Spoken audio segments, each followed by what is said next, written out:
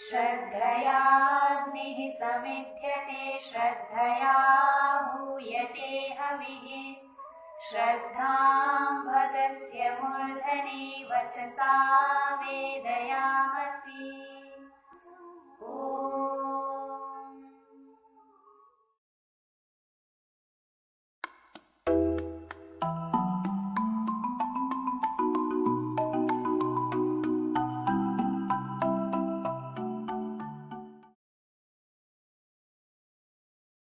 श्लोकानुवादः प्रथमा कक्षा।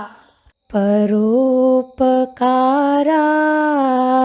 फलन्ति वृक्षाः परोपकाराय वहन्ति नद्यः परोपकाराय दुहन्ति गावः परोपकारार्थमिदं शरीरम्।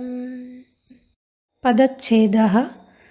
परोपकाराय, परोपकार अकारांत पुल्लिंग प्रातिपदिक चतुर्थी विभक्ति एकवचन।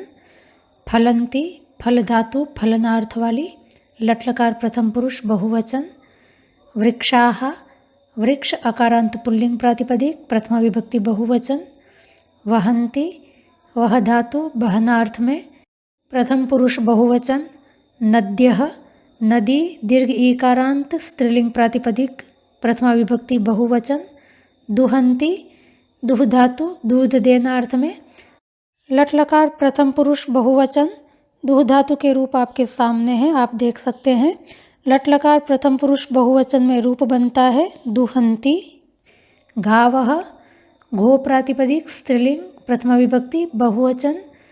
घो प्रातिपदिक के रूप भी आपके सामने हैं। प्रथमा विभक्ति बहुवचन में गावः रूप बना हुआ है। घो प्रातिपदिक चाहे पुल्लिंग में हो चाहे स्त्रीलिंग में हो, दोनों में ही इसके रूप एक समान ही चलते हैं। परोपकारार्थम अव्यय पद है। इदम, इदम सर्वनाम नपुंसकलिंग प्रथमा विभक्ति एकवचन। शरीरम, शरीर अकारांत नपुंसकलिंग प्रातिपदिक प्रथमा विभक्ति एकवचन। अस्ति क्रिया का हम अध्याहार करेंगे। अध्याहार अर्थात वाक्यार्थ करने के लिए जो शब्द साक्षात वाक्य में नहीं पढ़ा गया है पर आवश्यक है, उसको अपनी ओर से जोड़ना। तो यहाँ पर भी अंतिम वाक्य में क्रिया साक्षात नहीं पढ़ी गई है, इसलिए हमने अस्ति क्रिया का यहाँ पर अध्याहार किया है। अस्ति क्रिया अस धातु होनार्थ वाली लट्लकार प्रथम पुरुष एकवचन की है। अब श्लोक में पढ़े हुए पदों का अन्वय करेंगे। अन्वय का अर्थ है जिन पदों का आपस में संबंध है उन पदों में क्रियापद को अंत में पढ़ना, कर्ता पद को आरंभ में पढ़ना और बाकी के पदों को कर्ता और क्रिया के बीच में लिखना, इसको अन्वय कहते हैं। अन्वय के लिए हमें सबसे पहले क्रिया को पकड़ना है। तो यहाँ पर सबसे पहली क्रिया है फलंती। क्योंकि क्रिया प्रथम पुरुष की है अतः कर्ता अन्य विभाग का होना चाहिए। क्रिया कर्तृवाच्य की है अतः कर्ता में प्रथमा विभक्ति होगी। और क्रिया बहुवचन की है अतः कर्ता में भी प्रथमा विभक्ति बहुवचन होना चाहिए। और फलंती क्रिया का जो अर्थ है फलना, वह भी कर्ता में घटना चाहिए। तो इस प्रकार का कर्ता यहाँ पर वृक्ष है, जो कि प्रथमा विभक्ति बहुवचन में है और जिसमें फलना अर्थ घटित हो सकता है। तो इस प्रकार वाक्य बनेगा वृक्षाः फलन्ति। और इससे संबंधित एक शब्द है परोपकाराय। तो अब हमें वृक्षाः और फलंती के बीच में परोपकाराय शब्द लिखना है। तो इस प्रकार से एक छोटा सा वाक्य बन जाएगा वृक्षाः परोपकाराय फलन्ति। दूसरी क्रिया है वहन्ति। अर्थ है बहना। तो बहना अर्थ जिसमें घट सके ऐसा कर्ता हमें ढूंढना है। और क्योंकि क्रिया कर्तृवाच्य की है अतः कर्ता में प्रथमा विभक्ति होनी चाहिए। और क्रिया क्योंकि प्रथम पुरुष की है अतः अन्य विभाग का कर्ता होना चाहिए।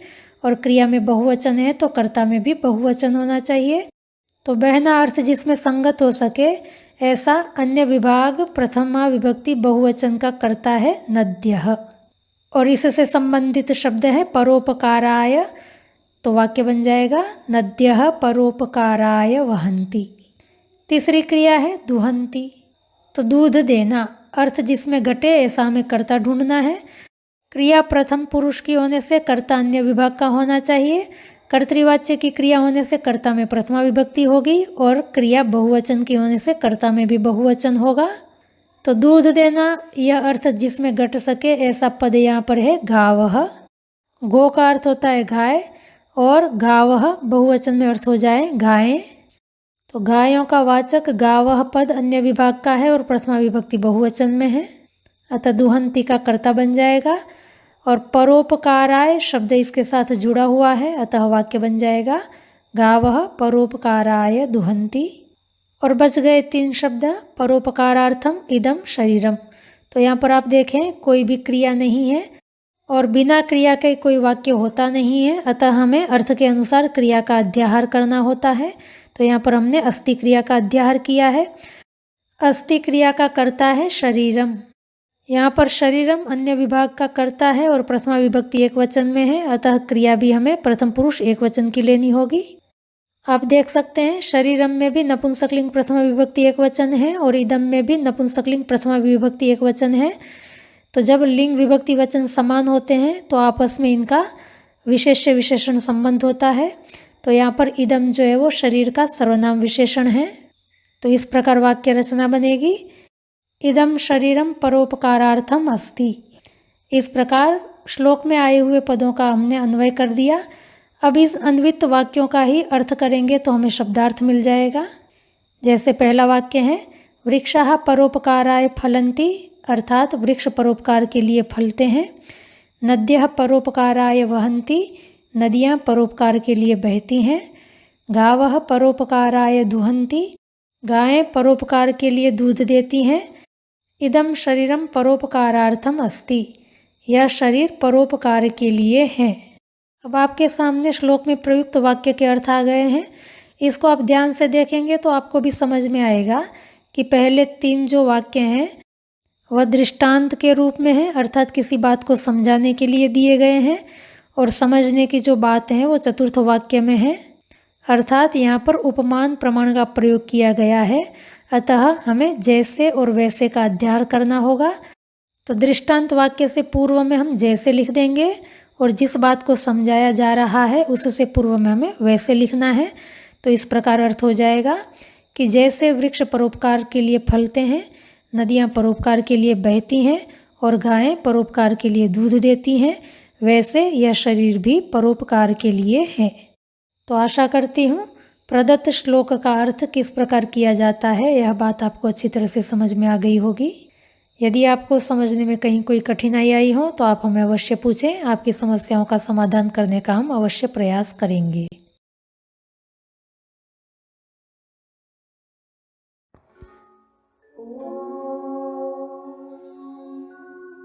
श्रद्धां प्रातर्हवामहे श्रद्धां मध्यं दिनं परि श्रद्धां सूर्यस्य निमृचे श्रद्धे श्रद्धापये हनः।